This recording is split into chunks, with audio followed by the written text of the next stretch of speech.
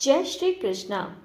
दोस्तों, आज मैं आपको बताने जा रही हूँ घर के मंदिर में हमें किन चीज़ों को रखना चाहिए और किन चीज़ों को नहीं। घर के मंदिर में रखी इन 3 चीज़ों से पूरा परिवार संकट में पड़ जाता है। अतः सभी लोग इस वीडियो को ध्यान से सुने और हाँ, गलती से भी इसे बीच में छोड़कर ना जाएं। अगर आप श्री कृष्ण के भक्त हैं या फिर धार्मिक प्रवृत्ति की हैं, किसी भी देवी देवता को मन से मानते हैं, तो कमेंट्स बॉक्स में जय माता दी, जय श्री कृष्णा या फिर जिसको भी आप मानते हैं अवश्य लिखें। तो दोस्तों, वीडियो को ज़्यादा लंबा ना करते हुए स्टार्ट करते हैं आज की अपनी जानकारी को। तो सबसे पहले मैं आपको ये बता दूं कि किन किन चीज़ों को हमें मंदिर में रखना चाहिए। फिर उसके बाद हम बात करेंगे कि किन चीज़ों को हमें मंदिर में कदापि नहीं रखना चाहिए। तो आइए जानते हैं कि हमें हमारे घर में किन चीज़ों को मंदिर में अवश्य ही रखना चाहिए। तो सबसे पहला होता है गंगा जल। गंगा जल को बहुत ही पवित्र माना जाता है, अतः हमें हमारे घर में गंगा जल अवश्य ही रखना चाहिए। दूसरी बात, हमें अपने घर में दीपक हमेशा लगाना चाहिए। दीपक लगाने से सकारात्मक ऊर्जा का संचार होता है, जो हमारे घर के लिए बेहद ही अच्छा फलदायी होता है। दीपक आप घी या तेल दोनों में से किसी का भी लगा सकते हैं। जरूरी नहीं कि आप भगवान के सामने घी का ही दीपक प्रज्वलित करें, बल्कि जो दीपक हम लगाते हैं वो अंधेरे को दूर करता है। तो हमें हमारे घर में, हमारी जिंदगी में रोशनी भरने के लिए दीपक लगाया जाता है, ना कि किसी प्रकार की होड़ को दिखाने के लिए। तो अपने घर में दीपक अवश्य लगाएं, परंतु दीपक जलाते समय एक बात का अवश्य ही ध्यान रखें। यदि आप घी का दीपक जलाते हैं तो उसे बाईं ओर करके लगाएं। यदि आप तेल का दीपक लगाते हैं तो उसे दाईं ओर करके लगाएं।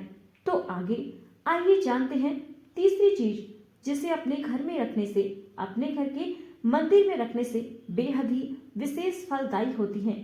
तो वो होता है शंख। दोस्तों, आप जानते होंगे, आपने मंदिरों में देखा होगा, जब शंख की ध्वनि बजती है तो वो मन को कितना प्रसन्नचित कर देती है। इसी तरह से यदि आप आपके घर में, अपने घर के पूजा स्थल पर शंख को रखते हैं और पूजा के पश्चात उस शंख को बजाते हैं, तो आपके घर में पॉजिटिव एनर्जी का संचार होगा और नेगेटिव एनर्जी आपके घर से दूर चली जाएगी। तो दोस्तों, आपके घर में, आपके घर के मंदिर में शंख अवश्य ही होना चाहिए। चौथी बात, अपने घर में स्वस्तिक अवश्य ही बनाएं। दोस्तों, स्वस्तिक हमारे धार्मिक हिंदू धर्म में या शास्त्रों के अनुसार बेहद ही शुभ माना जाता है। जो स्वस्तिक हम अपने घर में बनाते हैं उसे हमें कभी भी काट कर नहीं बनाना चाहिए। स्वस्तिक को बिना काटे बनाएं और स्वस्तिक को पूरा बनाना चाहिए। स्वस्तिक को बनाते समय पहले 4 डंडियां बनाएं, उनको अंदर की तरफ मिलाते हुए बनाएं, उनको कभी भी कट ना करें। फिर स्वस्तिक के 4 जो डॉटेड होते हैं बीच में वो लगाएं और आगे और पीछे, दाएं और बाएं दोनों साइड, दोनों डंडे यानी रिद्धि और सिद्धि अवश्य बनाएं। इसी तरह से पूरा बनाया गया स्वस्तिक ही मान्य होता है और उसी से हमें अपना संपूर्ण पूजा का फल प्राप्त होता है। यदि आपको अच्छे से स्वस्तिक नहीं बनाना आता है, यदि आप काट कर स्वस्तिक बनाते हैं, तो मैंने एक वीडियो बनाया है स्वस्तिक कैसे बनाएं, उसका लिंक मैं डिस्क्रिप्शन बॉक्स में दे दूंगी। वहां से आप देखकर ही स्वस्तिक बनाएं और स्वस्तिक रोली, चंदन या फिर हल्दी से भी बना सकते हैं। हल्दी को भी हमारे शास्त्रों के अनुसार बेहद ही शुभ माना जाता है, तो आप इनमें से तीनों में से किसी से भी बना सकते हैं। तो चौथी बात करते हैं, 5वां बात करते हैं हम घंटी की। हमारी पूजा घर में घंटी अवश्य ही होनी चाहिए। अभी तो होड़ में हम छोटी छोटी घंटियां ले लेते हैं। कभी आपने पुराने किसी मंदिर में जाएंगे, जो मंदिर बेहद ही पुराना हो, उनमें घंटियों के बड़े बंदी घंटे होते थे और वो किस लिए बनाए जाते थे, तो आइए इसकी जानकारी मैं आपको पूरी देती हूँ। जो घंटी होती है वो नकारात्मक ऊर्जा को दूर करती है और सकारात्मक एनर्जी को घर के अंदर लाती है। जब हम किसी मंदिर में जाते हैं तो जब आप घंटे को बजाएं तो घंटे के नीचे खड़े होकर फिर घंटे को बजाएं और उसका नाद पूरा अपनी बॉडी में ले, तो आप देखेंगे कि ऐसा करने से आपके शरीर में बहुत ही डिफरेंसेस आने लगेंगे। ये किस कारण आते हैं, तो आइए मैं आपको बता देती हूँ। इसके पीछे भी एक साइंस जुड़ा है। माना जाता है कि जब घंटी की जो नाद होती है, अब आजकल जो मंदिर में छोटी छोटी घंटियां बजाई जाती हैं, छोटी घंटियों से इतना फर्क नहीं पड़ता है। पहले बहुत बड़े बड़े घंटियां लगाई जाती थी। जब आप इन घंटियों को बजाकर उसके नीचे खड़े होते हैं तो एक अलग ही एनर्जी सी हमारे शरीर में दौड़ पड़ती है, जो हमारे ब्लड सर्कुलेशन को अच्छा करता है। यदि कोई मनुष्य बार बार बीमार पड़ता है, यदि आपका बच्चा बार बार बीमार पड़ता है, तो मंदिर में बच्चे को लेकर जाएं और बच्चे को गोद में लेकर घंटी की नाद के नीचे खड़े रहें। ऐसा करने से आपके बच्चे का स्वास्थ्य धीरे धीरे ठीक होने लगेगा। यदि आपके घर में बड़े भी हैं और बार बार बीमार पड़ते हैं तो उन्हें के साथ भी अवश्य ऐसा करें। ऐसा करने से बहुत ही जल्दी उनको उनकी बीमारी से निजात मिलेगा। तो आइए अब जानते हैं कि हमें हमारे घर के मंदिर में क्या क्या चीज़ों को नहीं रखना चाहिए, और यदि आपने इन चीज़ों को रख रखा है तो तुरंत ही हटा दीजिए। आइए जानते हैं कि हमें हमारे घर के मंदिर में किन किन वस्तुओं को नहीं रखना चाहिए। तो पहला है, हमें हमारे घर में टूटी हुई मूर्तियों को कभी भी नहीं रखना चाहिए।